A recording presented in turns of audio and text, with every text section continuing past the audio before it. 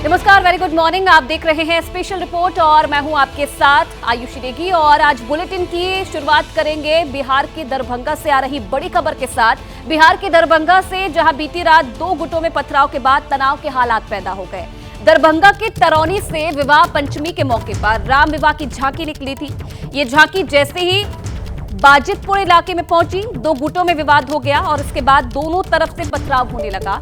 स्थानीय लोगों ने बीच बचाव की कोशिश की, पुलिस भी मौके पर पहुंची और तब जाकर मामला शांत हुआ। दंगा निरोधक दस्ता के साथ भारी संख्या में इलाके में पुलिस बल तैनात किया गया है और सीसीटीवी के जरिए माहौल बिगाड़ने वाले लोगों की पहचान की जा रही है।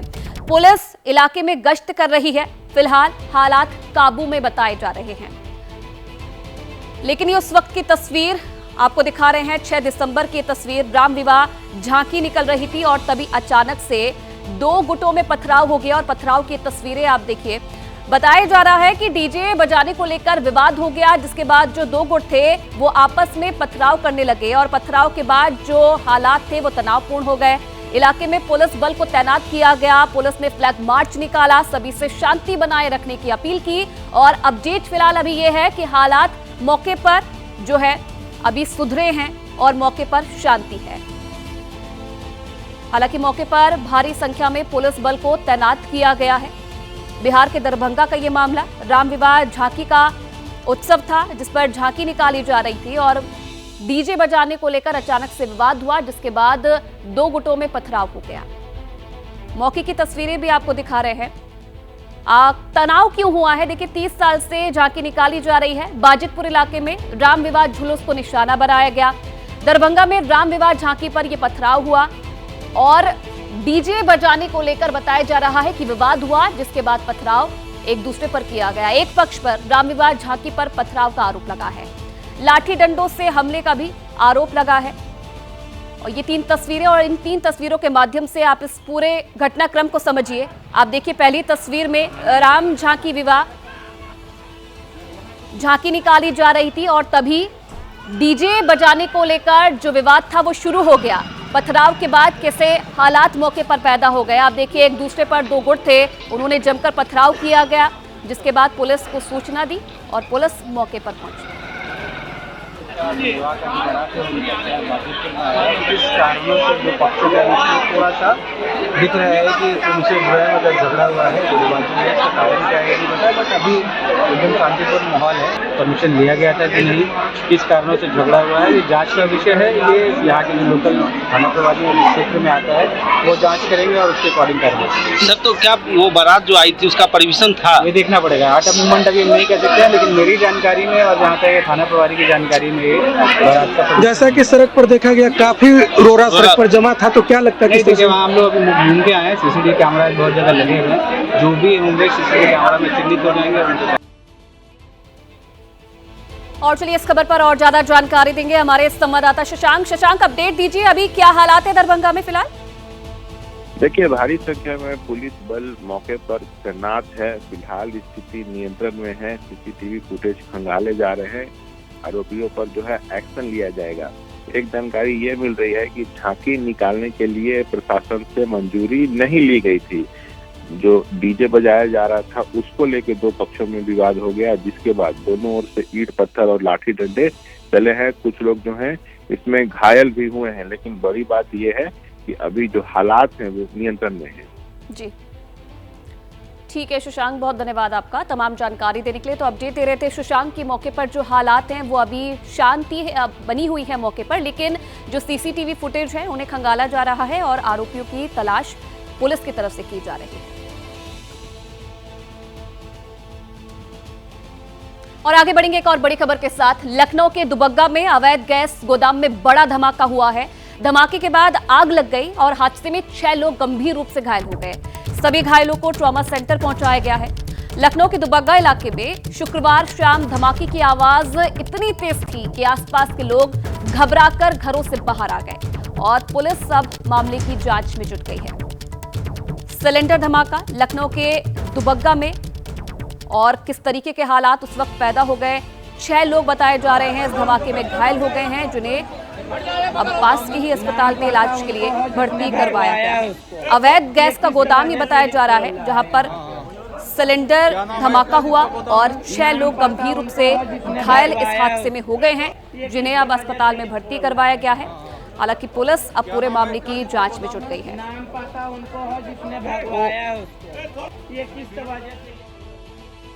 घटनास्थल का निरीक्षण हम लोगों ने भी किया है।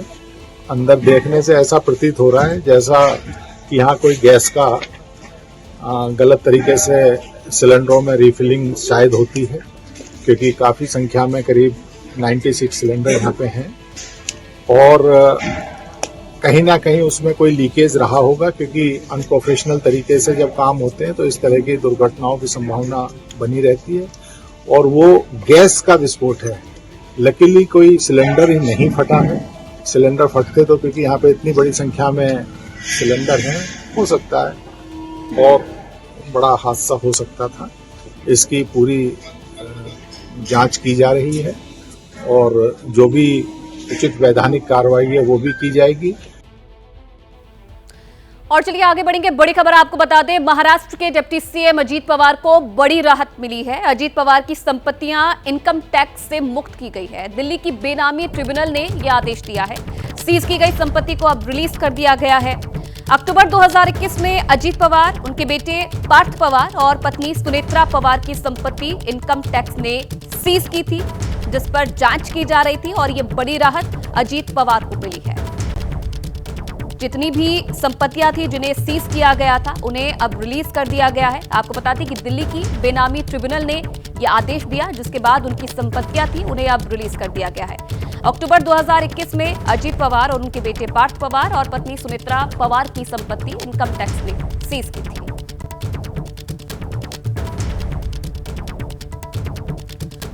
तो 2021 का ये पूरा मामला, जिसके बाद महाराष्ट्र के डिप्टी सीएम अजीत पवार, बड़ी राहत उन्हें मिली है। इनकम टैक्स से अजीत पवार की जितनी भी संपत्तियां थी वो मुक्त हो गई है और दिल्ली की बेनामी ट्रिब्यूनल कोर्ट के आदेश के बाद जो संपत्तियां थी, जहां जहां इनकम टैक्स ने उनकी संपत्तियों को सीज किया था, वहां पर उन्हें रिलीज कर दिया गया है। उनके बेटे पार्थ और उनकी पत्नी सुनेत्रा की संपत्ति भी इसमें शामिल थी। अब चलिए आगे बढ़ेंगे, बात करेंगे महाराष्ट्र में मंत्रिमंडल की। महाराष्ट्र में मंत्रिमंडल विस्तार को लेकर महायुति की आज बड़ी बैठक हो सकती है। बीजेपी, शिवसेना शिंदे और एनसीपी अजीत विभागों को लेकर मंथन कर सकते हैं, जिसके बाद 11 या 12 दिसंबर को कैबिनेट का विस्तार हो सकता है। तो मंत्रिमंडल विस्तार को लेकर ये बड़ी खबर है। आज महायुति की मंत्रिमंडल को लेकर बड़ी बैठक होनी है। बीजेपी, एनसीपी, शिवसेना की ये बैठक हो सकती है, जिसमें मंत्रिमंडल को लेकर बात हो सकती है और उसके बाद माना यह जा रहा है कि 11 या 12 दिसंबर को कैबिनेट का विस्तार हो सकता है। मी देवेंद्र सरिता गंगाधरराव फडणवीस ईश्वर साक्ष शपथ घेतो की। मुख्यमंत्री की शपथ लेने के बाद देवेंद्र फडणवीस ने एबीपी न्यूज को इंटरव्यू दिया। पॉलिटिकल एडिटर मेघा प्रसाद से हुई बातचीत में फडणवीस ने मंत्रालय के सवाल पर पत्ते नहीं खोले। पोलियो को लेकर इतनी खींचातानी हो रही थी, क्या हुआ है फाइनली? चर्चा हमारी चल रही थी, लेकिन ऐसी कोई गंभीर चर्चा या उस पर खींचातानी ऐसी नहीं है। 3 पार्टियां हैं तो तीनों को उचित इज्जत दी गई है। क्या होम आप रख रहे हैं? देखिए, अभी इसका अंतिम फैसला जब होगा तो मैं आपको बताऊंगा। कई दिनों से चर्चा इसी बात की है कि एकनाथ शिंदे गृह मंत्रालय चाहते हैं, बीजेपी देने को तैयार नहीं है, इसलिए बार बार उनकी नाराजगी की खबरें हवा में घूम रही हैं। अब तो खुलकर पार्टी के नेता गृह और राजस्व विभाग की मांग कर रहे हैं। अभी तो होम मांगा है, महसूल मांगा है, देखते हैं क्या होता है। तय करना तीनों नेताओं के हाथ में है। लेकिन इसी बातचीत के दौरान गुलाब राव पाटिल के एक बयान ने गठबंधन में गांठ की गुंजाइश पैदा कर दी है। गुलाब राव कहते हैं कि अजित पवार के गठबंधन में होने से शिवसेना को नुकसान हो गया। आधे पार्ट में अजीत दादा नहीं आते थे तो कम से कम 100 सीटें तो हम लड़ते थे, या ये सब 100 से ज़्यादा भी लड़ते थे, और 80-90 सीटें हमारी आती थी। इसलिए निश्चित तौर पर अजीत दादा की पार्टी आने की वजह से हमारे हिस्से में उनका ही हिस्सा अलग से हो गया। गुलाब राव पाटिल का ये बयान अजित पवार की पार्टी के नेताओं को चुभ गया है। जवाब दिया है विधायक अमोल मिटकिरी ने। गुलाब राव जी को हमने पहले भी सलाह दिया था कि इतनी आप ये मत कीजिए, गड़बड़ मत कीजिए, गड़बड़ करने से पेट खराब हो जाता है। माननीय अजीत दादा ने इस महाराष्ट्र को एक आर्थिक शिस्त दी है, जिसे हम कहते हैं डिसिप्लिन दिया है। गुलाब राव जी ही रहिए, जुलाब राव मत बनिए। मंत्रालय को लेकर विवाद की वजह से ही गुरुवार को सिर्फ सीएम और दोनों डिप्टी सीएम की ही शपथ हुई। अब भले ही महायुति के नेता आपसी खटपट की बात को खारिज कर रहे हो, लेकिन सरकार बनने के अगले ही दिन जो बयानबाजी शुरू हुई है वो अच्छे संकेत नहीं है। उन्होंने वो कल ओथ सेरेमनी में वो शामिल हो गए। उनके नेतृत्व में अच्छी तरह से मंत्री पदों का भी बंटवारा होगा। गृह और फिनांस हमें देना चाहिए। हमने उप मुख्यमंत्री की शपथ ली है और अजित पवार नहीं होते तो हमें और सीट्स मिलती, हम और जगह ये यहाँ बात करना उचित नहीं है, लेकिन एकनाथ शिंदे साहब के नेतृत्व में हमारा पूरा विश्वास है। वो विश्वास के साथ सबको साथ में लेके आगे जाएंगे। असल में गृह मंत्रालय किसी भी सरकार का सबसे अहम विभाग होता है। अभी महायुति की सरकार में जब देवेंद्र फडणवीस डिप्टी सीएम थे तो गृह विभाग का जिम्मा उनके पास था। मुख्यमंत्री बनने के बाद भी देवेंद्र फडणवीस गृह विभाग को अपने पास रखना चाहते हैं, लेकिन एकनाथ शिंदे का मानना है कि सीएम की कुर्सी का त्याग किया है तो गृह मंत्रालय तो उन्हें मिलना ही चाहिए। वैसे जब तक मंत्रालय का बंटवारा नहीं होता तब तक खटपट की खबर बनती रहेगी, चलती रहेगी। वैसे सूत्र बताते हैं कि मंत्रियों की संख्या और मंत्रालय पर सहमति बनते ही मंत्रिमंडल विस्तार की तारीख आ जाएगी। तब तक बयानों और कयासों का दौर यूं ही चलता रहेगा।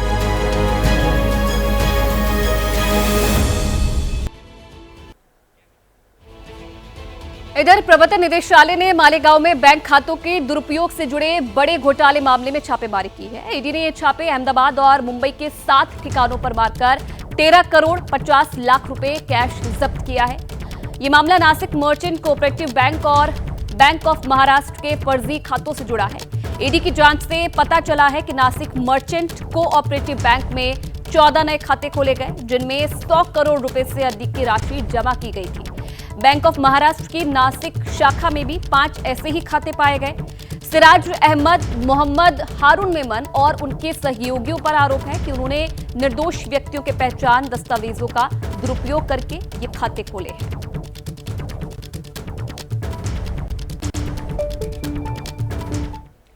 और एक और बड़ी खबर आपको बता दें, बीपीएससी प्री परीक्षा में नॉर्मलाइजेशन लागू नहीं होगा। इसे लेकर बिहार लोक सेवा आयोग ने बयान जारी किया है। बिहार लोक सेवा आयोग ने दावा किया है कि नॉर्मलाइजेशन को लेकर अफवाह फैलाई गई और परीक्षा में नॉर्मलाइजेशन लागू नहीं था। बिहार लोक सेवा आयोग ने अफवाह फैलाने के पीछे कुछ कोचिंग सेंटर्स का हाथ बताया और दावा किया है कि परीक्षा 13 दिसंबर को तय समय पर होगी।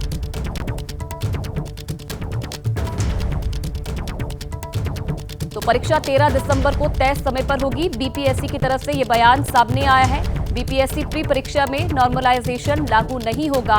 बिहार लोक सेवा आयोग की तरफ से यह बयान जारी किया गया है। जो भी अफवाह थी वो कुछ कोचिंग सेंटर्स को लेकर कोचिंग सेंटर्स ने फैलाई थी। परीक्षा नॉर्मलाइजेशन लागू नहीं था और कोचिंग सेंटर्स पर यह आरोप लगाया है कि उन्होंने जो बच्चे थे, जो परीक्षार्थी थे, उनके बीच में ये अफवाह फैलाई और परीक्षा 13 दिसंबर को जो तारीख निर्धारित की गई थी उसी में करवाई जाएगी।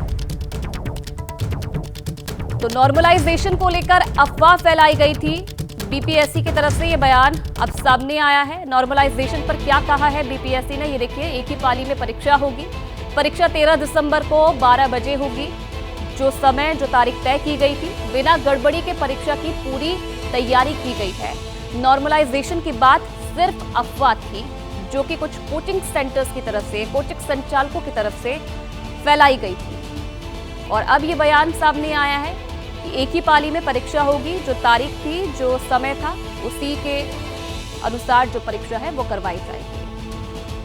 और एक और बड़ी खबर आपको बता दें, केंद्रीय कैबिनेट की बैठक में कई अहम फैसले लिए गए हैं। देश में 85 नए केंद्रीय और 28 नवोदय विद्यालय खोले जाएंगे। नवोदय विद्यालय उन जिलों में बनेंगे जो अभी तक नवोदय विद्यालय स्कीम में नहीं थे। कैबिनेट की बैठक में दिल्ली मेट्रो के रिठाला कुंडली कॉरिडोर को भी मंजूरी दी गई है। रिठाला कुंडली कॉरिडोर 26 किलोमीटर से ज्यादा का है। इसमें 21 स्टेशन होंगे और सभी एलिवेटेड होंगे। इस प्रोजेक्ट को 4 साल में पूरा किया जाना है। बात करेंगे तेलंगाना की, जहां तेलंगाना के वारंगल में पुलिस ने बैंक से 10 करोड़ से ज्यादा की डकैती की जो गुत्थी थी उसे सुलझा लिया है। आरोपियों के पास से करीब 2 करोड़ रुपए के जेवर बरामद कर लिए गए हैं। 3 आरोपियों को गिरफ्तार भी कर लिया गया है। पुलिस के मुताबिक लूट के इस गैंग में उत्तर प्रदेश और महाराष्ट्र के 7 आरोपी शामिल थे। 18 नवंबर की रात को वारंगल के रायपर्थी में एसबीआई ब्रांच से 13 करोड़ रुपए से ज्यादा के गहने गायब हो गए थे। करीब 19 किलोग्राम सोने के गहने लूट लिए गए थे। लुटेरे सीसीटीवी का रिकॉर्डर भी अपने साथ ले गए थे और इसलिए पहचान काफी मुश्किल थी। पुलिस ने लुटेरों तक पहुंचने के लिए कई टीमें बनाई। आसपास के इलाकों को खंगाला गया, सीसीटीवी फुटेज खंगाले गए, जिसके बाद पुलिस को अब ये बड़ी कामयाबी मिली है।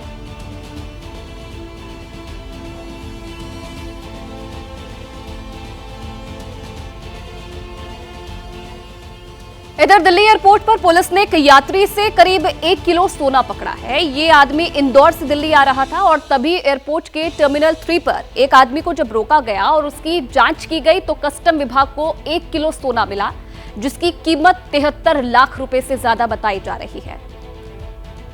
इंदौर से यह आदमी आ रहा था जिसके पास से ये सोना बरामद किया गया है।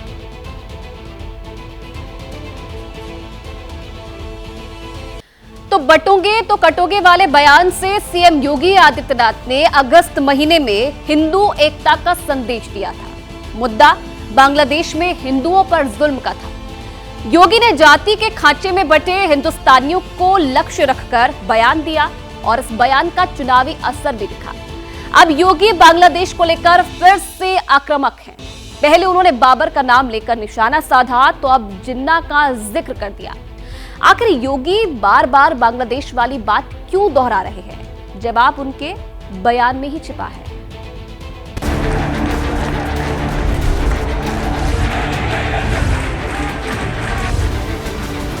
कटेंगे तो कटेंगे, एक रहेंगे तो नेक रहेंगे। 500 वर्ष पहले बाबर के एक सिपह सालार ने जो कुंभ अयोध्या में किया था, जो काम संभल में किया था और जो काम आज बांग्लादेश के अंदर हो रहा है, तीनों की प्रकृति, तीनों का डीएनए एक जैसा है। जिन्ना का जिन्न जब तक इस धरती पर रहेगा तब तक इस प्रकार की अराजकता लगातार बढ़ती रहेगी। योगी आदित्यनाथ के इन बयानों में शब्द भले ही अलग अलग हैं, लेकिन अर्थ एक ही है। बतौर मुख्यमंत्री योगी आदित्यनाथ की राजनीतिक सीमाएं उत्तर प्रदेश तक सीमित है, लेकिन हिंदुत्व पर उनकी मुखर आवाज पूरे देश को बड़ा संदेश दे रही है। पहले इसी कड़ी में सीएम योगी के लखनऊ में दिए बयान को सुनिए। याद करना, ये जिन्ना का जिन्न जब तक इस धरती पर रहेगा तब तक इस प्रकार की अराजकता लगातार डसती रहेगी, गरीबों को, वंचितों को, शोषितों को। और यही दृश्य हम वहां देख रहे हैं।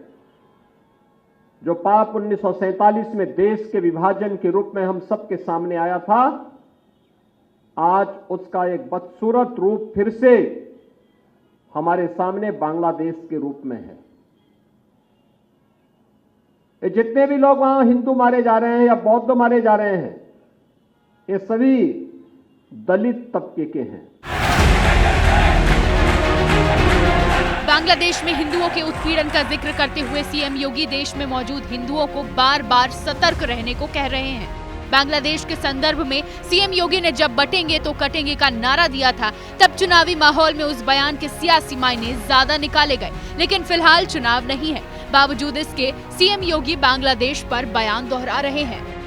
500 वर्ष पहले बाबर के एक सिपह सालार ने जो कुंभ अयोध्या में किया था,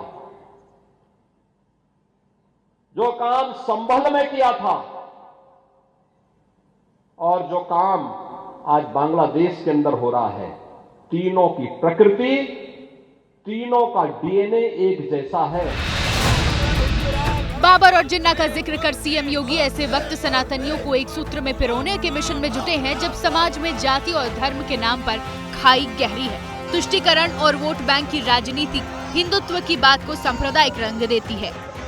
बहुत ही खतरनाक और ऑब्जेक्शनेबल बात बहरीन के मुख्यमंत्री कर रहे हैं। भारत के सबसे बड़े प्रदेश के भारत के मुसलमान को बांग्लादेश के हिंदू से क्या करना है?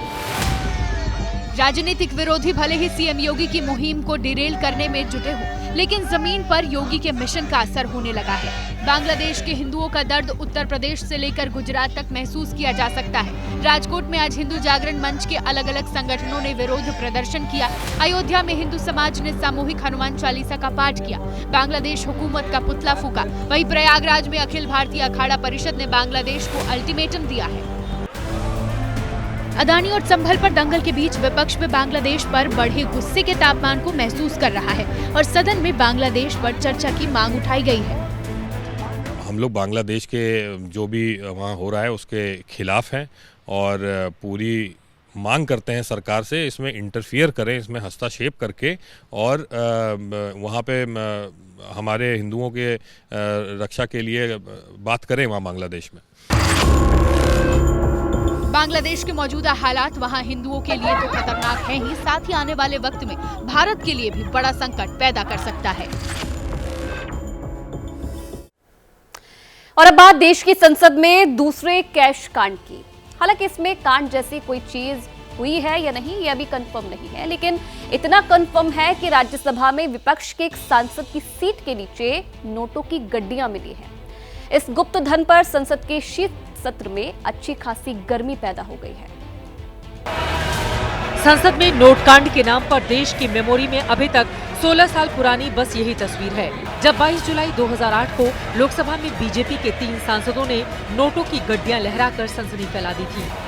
आरोप लगा था कि कांग्रेस ने अविश्वास प्रस्ताव पर मनमोहन सरकार को बचाने के लिए ये पैसे ऑफर किए थे। लेकिन संसद का ताजा नोट कांड अलग टाइप का है। इसमें नोट किसके हैं, कौन लाया, क्यों लाया, किसके लिए लाया, कुछ पता नहीं है। बस ये पता है कि ये नोट सुरक्षा जांच के दौरान राज्यसभा में सीट नंबर 222 के नीचे मिले और ये सीट कांग्रेस सांसद अभिषेक मनु सिंघवी की है। इसकी सूचना भी उप सभापति ने ही सदन को दी। A wad of currency notes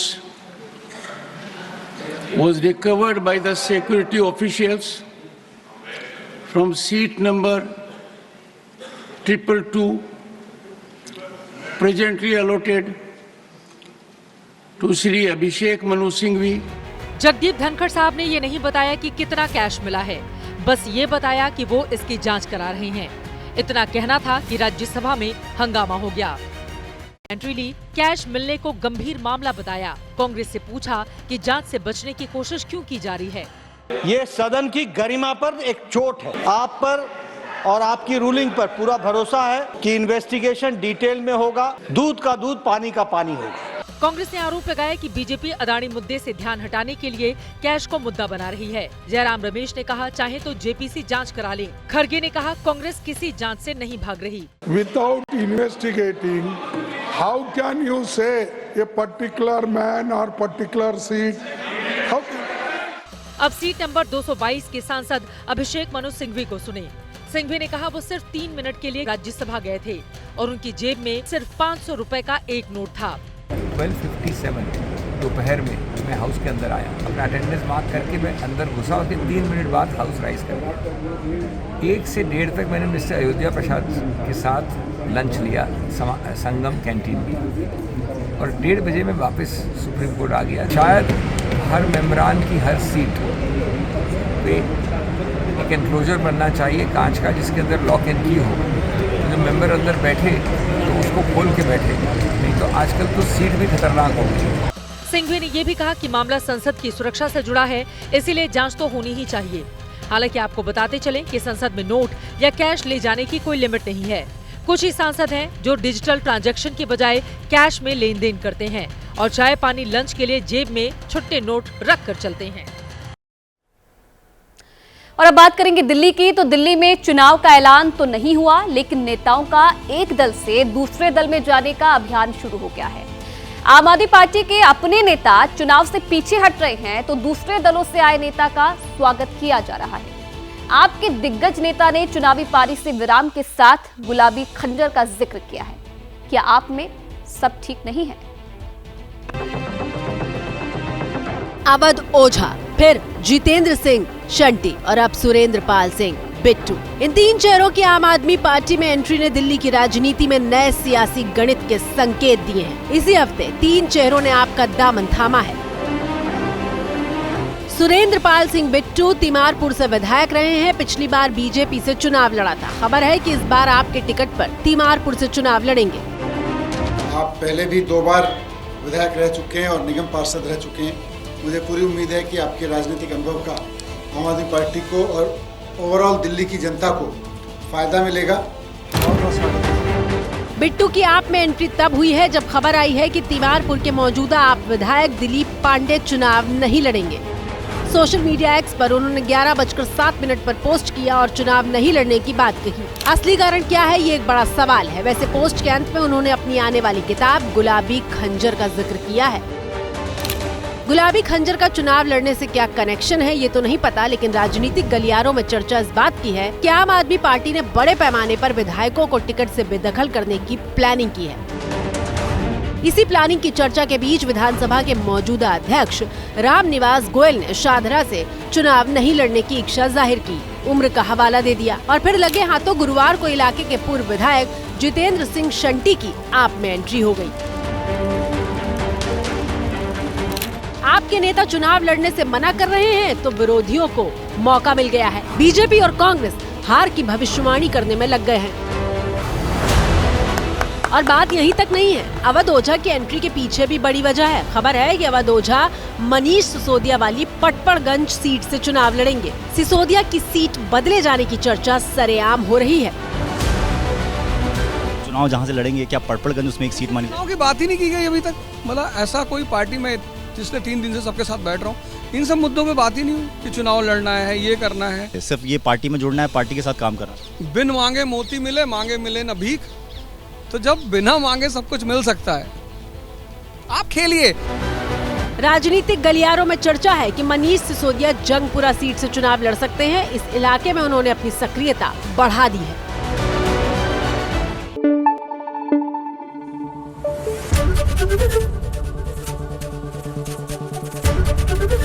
ABP news आपको रखे आगे।